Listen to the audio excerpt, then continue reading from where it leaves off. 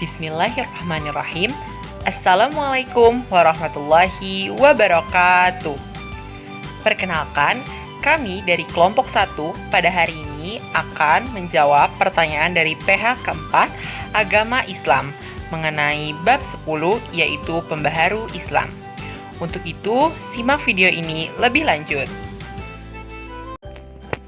Sebelum masuk ke dalam video jawaban PH 4 Agama Islam, izinkan saya untuk memperkenalkan anggota kelompok 1.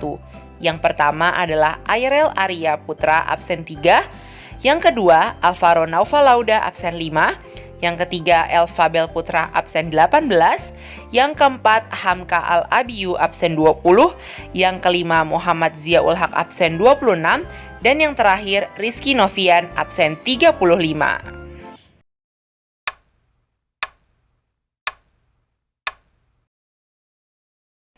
Menurut pandangan saya, adab adalah seluruh perilaku yang baik dan benar serta sesuai dengan syariat yang ada, sehingga mencerminkan nilai sopan santun dan kebaikan.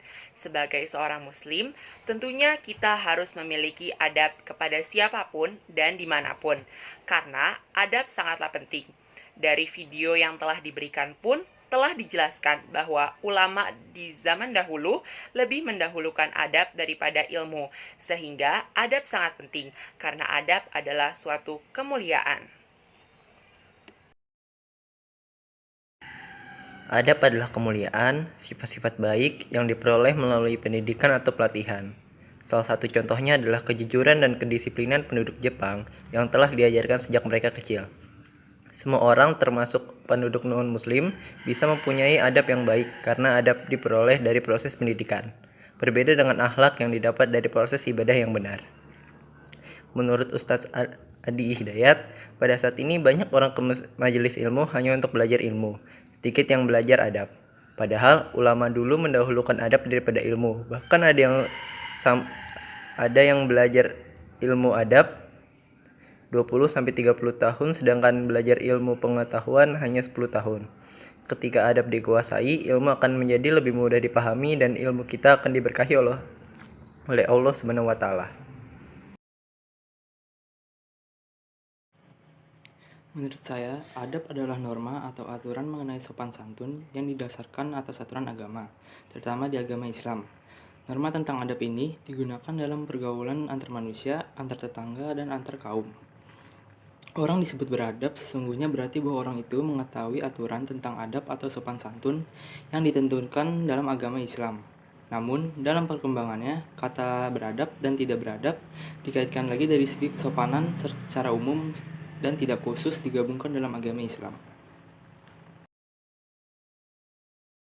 Adab merupakan sifat-sifat baik yang diperoleh dari proses pendidikan atau pelatihan. Contohnya seperti di Jepang.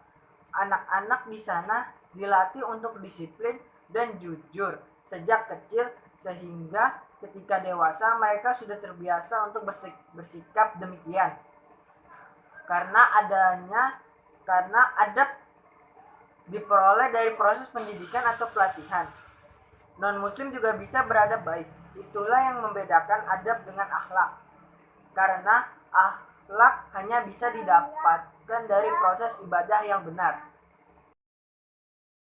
Menurut saya, adab merupakan hal penting yang harus dimiliki oleh setiap individu, karena adab itu sendiri merupakan tata krama atau sopan santun maupun perilaku yang mencerminkan kebaikan dari dalam diri kita. Adab adalah norma atau aturan yang berisi tentang sopan santun yang didasari atas dasar agama, terutama agama Islam.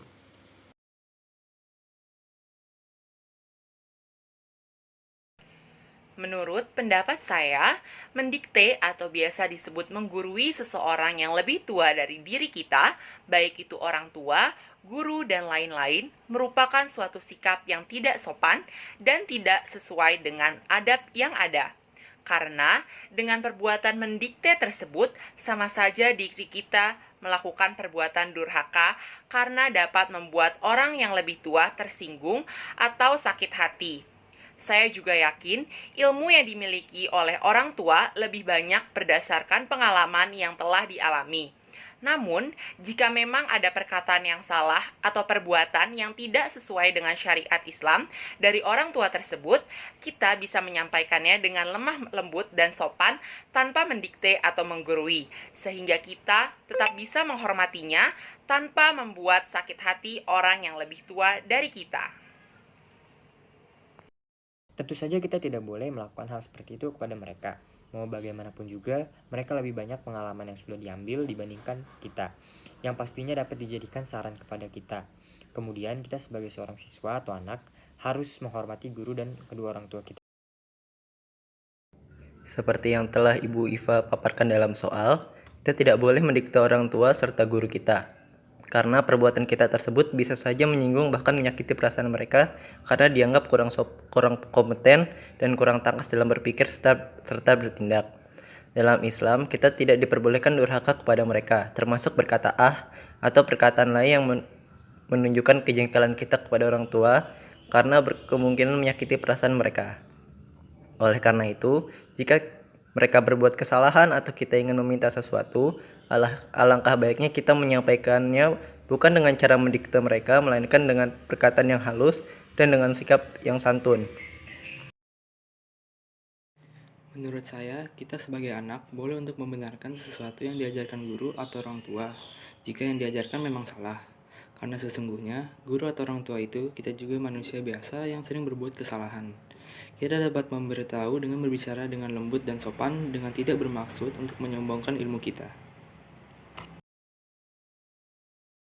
Kita tidak boleh mendikte orang tua dan guru karena saya rasa itu merupakan perbuatan yang kurang sopan dan dapat menyakiti perasaan mereka. Setahu saya, ada hadis yang melarang kita berkata atau perbuatan lain yang menunjukkan kejengkelan kita kepada mereka. Jadi, menurut saya, mendikte guru dan orang tua merupakan tindakan durhaka kepada mereka karena perbuatan tersebut dapat menyakiti hati guru dan orang tua, dan itu tidak diperbolehkan dalam agama. Keputusan yang mereka punya atau yang mereka miliki adalah hasil dari pembelajaran dari selama hidupnya. Jadi salah satu cara kita untuk menghargai itu adalah dengan mendengarkan semua pendapatnya atau saran-sarannya, dan kita tidak boleh mengelak.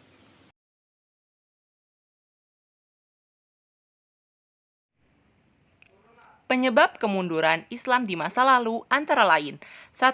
Tidak adanya ideologi pemersatu. Saat itu, kelompok etnis non-Arab sering merusak perdamaian karena salah dalam pemberian dan penggunaan istilah kepada para mukallaf. Kedua, permasalahan ekonomi saat itu. Ilmu pengetahuan lebih gencar dikembangkan dibandingkan bidang perekonomian, sehingga saat itu terjadilah kesulitan ekonomi yang akhirnya berpengaruh pada bidang politik dan militer. Yang ketiga, sistem peralihan kekuasaan tidak jelas. Salah satu alasannya karena ada perebutan kekuasaan oleh para ahli waris, sehingga kepemimpinan menjadi tidak jelas. Yang keempat, faktor ekologis di negara Islam yang cenderung gersang. Hal ini menyebabkan penduduk negara tersebut tidak hanya terfokus di satu kawasan saja. Yang kelima, perdagangan Islam internasional mengalami kemunduran saat perdagangan Islam internasional sedang tidak berlangsung dengan baik. Kekuatan Barat mulai muncul, sehingga pos perdagangan di negara Islam mayoritas dikuasai oleh negara Barat. Yang keenam, umat Islam kurang menguasai teknologi yang ada pada masa itu. Alasan-alasan yang telah disebutkan di atas juga memiliki persamaan dan berkesinambungan dengan pendapat dari tokoh pembaharu Islam, yaitu 1. Jamaluddin Al-Afghani, yaitu pembaharu dari Mesir. Ia berpendapat bahwa kemunduran umat Islam disebabkan oleh faktor dari dalam diri umat Islam itu sendiri. Yang kedua, Muhammad Rashid Ridho, pembaharu dari Mesir, yang memberikan pernyataan bahwa kemunduran Islam disebabkan karena ada banyak unsur ajaran bukan Islam yang masuk terlalu jauh ke dalam ajaran Islam, sehingga ajaran Islam di tengah kehidupan umat Islam tidak murni lagi. Selanjutnya adalah pendapat dari Sayyid Ahmad Khan, yaitu pembaharu dari India, yang berpendapat bahwa kemunduran pada saat itu disebabkan oleh umat Islam yang tidak mengikuti perkembangan sains dan teknologi produk Barat.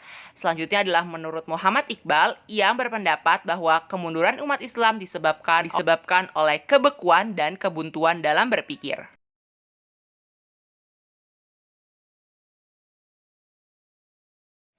alasan kita harus memiliki sejuta adab adalah: pertama, misi umat Islam adalah menyempurnakan akhlak yang mulia. Yang kedua adalah akhlak yang mulia merupakan warisan Rasulullah Shallallahu Alaihi Wasallam, sementara beliau adalah uswah atau teladan kita. Yang ketiga, akhlak merupakan parameter utama keimanan. Yang keempat, akhlak yang mulia akan memberatkan timbangan dan meninggikan derajat seseorang di surga. Yang keenam, akhlak yang mulia sanggup mengubah permusuhan menjadi persahabatan. Yang ketujuh, akhlak merupakan salah satu faktor terpenting penjaga keistiqomahan seseorang. Di antara akhlak-akhlak penjaga keistiqomahan tersebut adalah ikhlas, sabar, tawakal, kelapangan dada, berani, jujur, rasa malu, dan sebagainya. Alasan-alasan di atas juga memiliki hubungan dengan beberapa pendapat pembaharu Islam, yaitu Sayyid Ahmad Khan, Muhammad Iqbal, Rifa'ah Baidawi Al-Tahtawi, dan yang terakhir adalah Muhammad Rashid Ridho.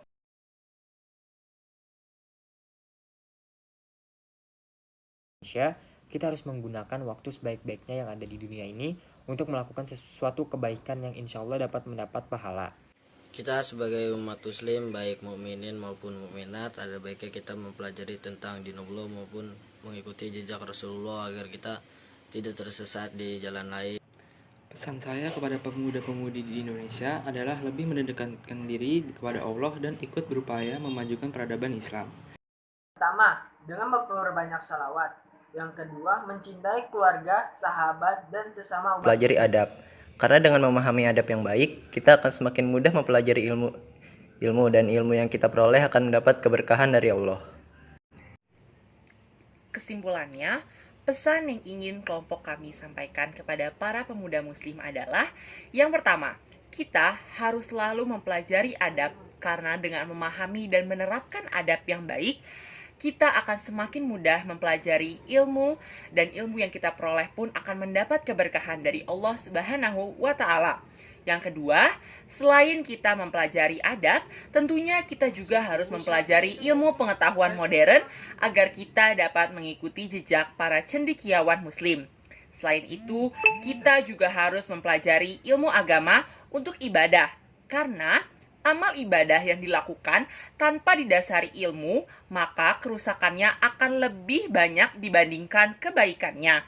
Yang ketiga adalah mengamalkan ilmu-ilmu yang telah kita pelajari dalam kegiatan sehari-hari agar ilmu-ilmu tersebut dapat bermanfaat untuk diri kita sendiri. Jika ada kesempatan, jangan lupa pula untuk kita mengajari ilmu-ilmu tersebut kepada orang lain agar ilmu kita bermanfaat bagi orang lain. Pesan yang selanjutnya agar pemuda bisa mencintai Rasul adalah dengan memperbanyak sholawat, mencintai keluarga, sahabat, dan sesama umat muslim, mempelajari sirah nabawiyah, yaitu rekaman atau rincian seluruh kehidupan Nabi Muhammad SAW, dan yang terakhir adalah lebih mendekatkan diri kepada Allah Subhanahu wa Ta'ala dan ikut berupaya memajukan peradaban Islam dan meneladani akhlak-akhlak Rasulullah dan mengamalkan sunnahnya di kehidupan sehari-hari. Itulah pesan yang kami ingin sampaikan kepada para pemuda muslim. Semoga bermanfaat. Terima kasih atas perhatiannya. Kurang lebihnya kami mohon maaf. Wassalamualaikum warahmatullahi wabarakatuh.